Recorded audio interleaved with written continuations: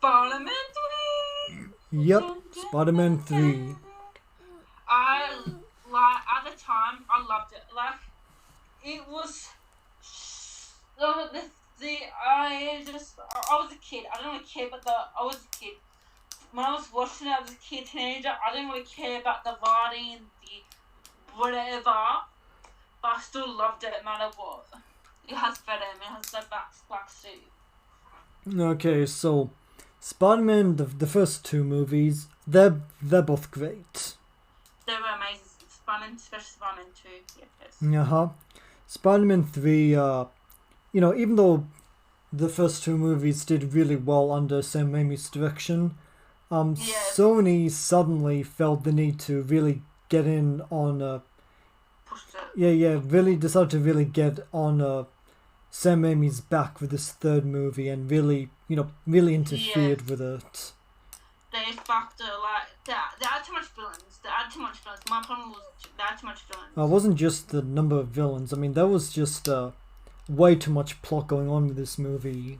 Yeah. Yeah, like you have Peter Parker and Mary Jane. Peter Parker. Hold on. Let me go over it. Peter Parker and Mary Jane's relationship. Harry losing his memory. Sandman. Venom, the Black Suit, Eddie Brock, Gwen Stacy. I mean, the screenwriter actually wanted this to be 2 movies. Really? Yeah, and you know what? It might have been better if it was 2 movies. Yes, that would because be awesome. This movie is way overstuffed. Yes.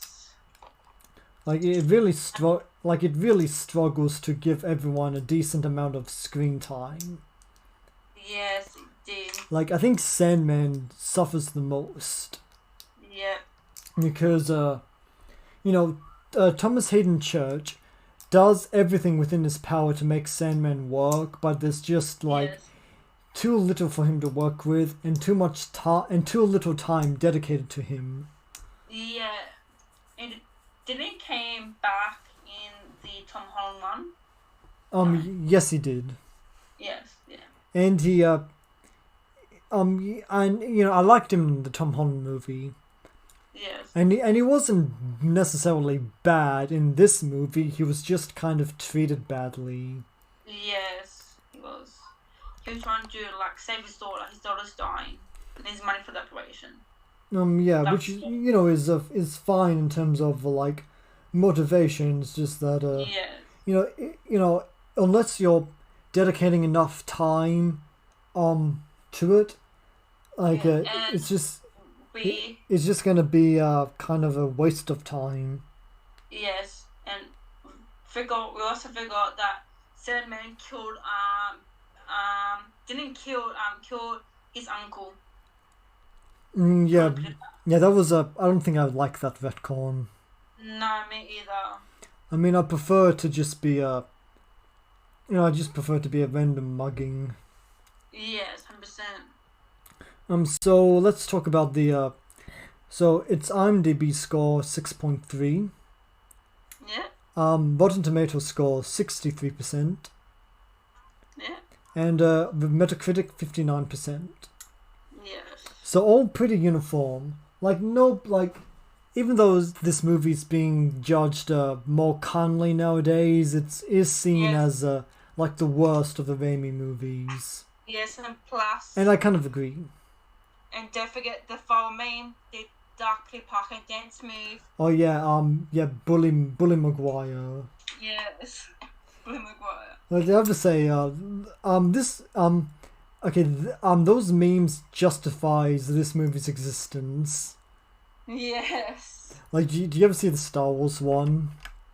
Yeah. And once more we'll rule the galaxy. Yeah. And we shall have peace. Could you pay me in advance? No. Yes. I need the money. Do it. Yeah. You people have to watch that. Stop this video and open up and search for on YouTube. Bully Maguire executes Order 66. It's really great. It is. Okay, what else does this movie not not do so well? The first two movies were composed by what's his name, Danny Elfman. Yeah. He is my favorite film composer. Yeah. But he kind of had a falling out with Sam Raimi, and left on this movie. Oh really? Yeah, and the score suffers without Danny Elfman. Yes. Like, they did use the themes that he composed for the first two movies in this one, but any new pieces of music pales in comparison. Yes, it did. Luckily, I guess lucky for the both of them, Sam Raimi and Danny Elfman seem to have,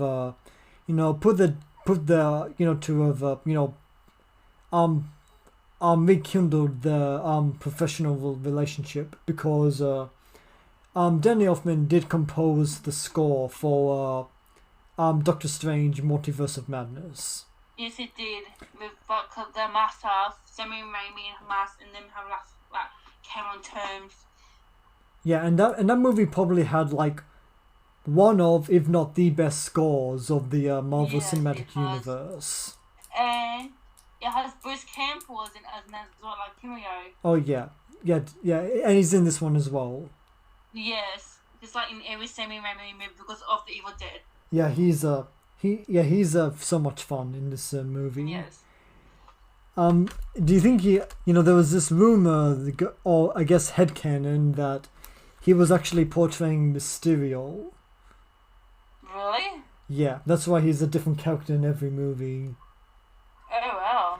Yeah, but what do you think is better, that he's secretly Mysterio, or that he's just an incompetent, or that he's just some loser that gets fired all the time? I think it was. I think he was Mysterio. I guess we'll never know, since we're not getting Yes. since Raimi's not making a fourth Spider-Man. Yes, what about Elizabeth Bank character, Betty. She plays the role as secretary. I'm sorry? She plays the role as a secretary for James Earl Jones. Oh yeah, that's right. Yes. I actually forgot about that. Yeah. Yes. Okay. I guess we're gonna talk about what works about this movie now. Okay. Yes. The plot is overstuffed. The music is a step down. Sandman doesn't Sandman is kind of superfluous, and Venom is tacked on. Okay, what does work? The acting is good from everyone. Yes. Tobey Maguire is probably still the best Spider-Man. Yes. I think his characterization of Peter Parker suffers because he plays Peter Parker as the exact same nerd that he was in the first two movies. Yes. I mean, he's fought rich maniacs and mad scientists. That shit changes you. He shouldn't be exactly the same as he was in the first movie. No. But his performance as like Bully Maguire works really well. Yes. J.K. Simmons as J. Jonah Jameson is probably one of the best comic book movie castings of all time. 100%. I so agree. Like, there's a reason they never recast him. Yes. He was actually in the new Spider-Man as well. Yeah, I know. Which goes to show he is irreplaceable. 100%. He's too he's too J. Jonah Jameson what Christopher Reeves is to Superman. Yes, 100%. Yeah, what Robert Downey Jr. is to Iron Man. What Hugh Jackman is to Wolverine. Yes, 100%. I do get, yeah. Let's see. Some of the fight scenes are pretty good. Yes, even though I do think that the CG, it's pretty it does use CGI as kind of a crutch. Yes. But I don't think it really affects the creativity. No, it doesn't. I think the Harry losing his memory is kind of contrived, even though I think James Franco does a good job. Yes, he does. Even though he had it Mary Jane and her. Mary Jane was not bad. Mary Jane. I don't know. It's Mary Jane's went through so much. She went back with Harry. They kiss. Then it was all about her in the third film. I don't know. I feel like it was all about her. She didn't support Peter when she needed Peter. Yeah, I think there was definitely a. One idea that Sam Raimi spoke about for having in this movie is that he wanted to portray Peter Parker as more flawed. Yeah. And I don't think that really. I don't think it really came through in this movie. At least not without the. I don't know. It kind of seems like somebody wanted the black suit to do all the work, and I think that might have been to Peter Parker's detriment as a character. Yeah. It removes some of his agency. Yes. This movie's anger. Plus, do you know what? When Spider-Man kiss Gwen Stacy, she didn't like it. That's her special kiss. But again, that classifies cheating, and again she does cheating back to Harry. Because if he reveals Peter Parker Spider-Man, you know what I mean? She did. Yeah, but after the fact, she did admit that it was a mistake and left Harry without taking it any further. Yeah.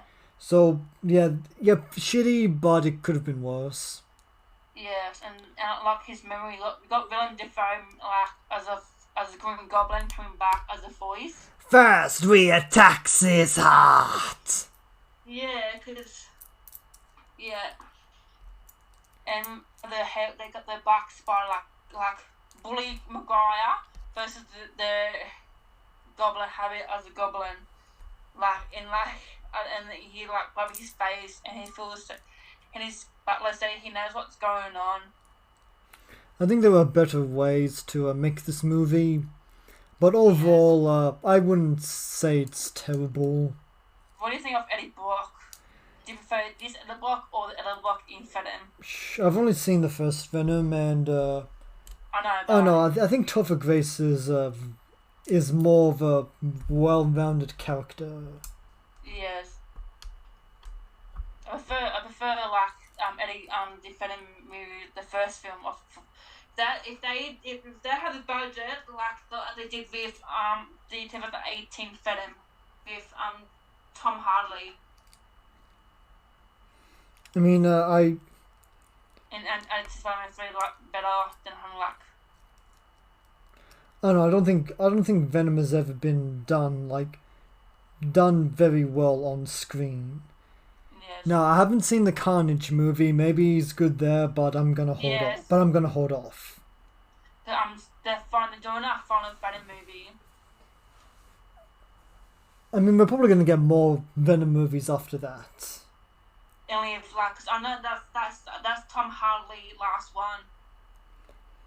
Yeah, but there's money to be. Yeah, there can be others. But if there's money to be made, there's probably going to be more. Yes. So I'd probably give this movie it's rated 63% on Rotten Tomatoes. I'd probably give it maybe around a 70 again, 75 at most. You stole mine. I was about to say 75. Well, if I'm feeling, if I'm feeling harsh, I'd probably give it something below 75. But at the nicest, I'd give it a 75.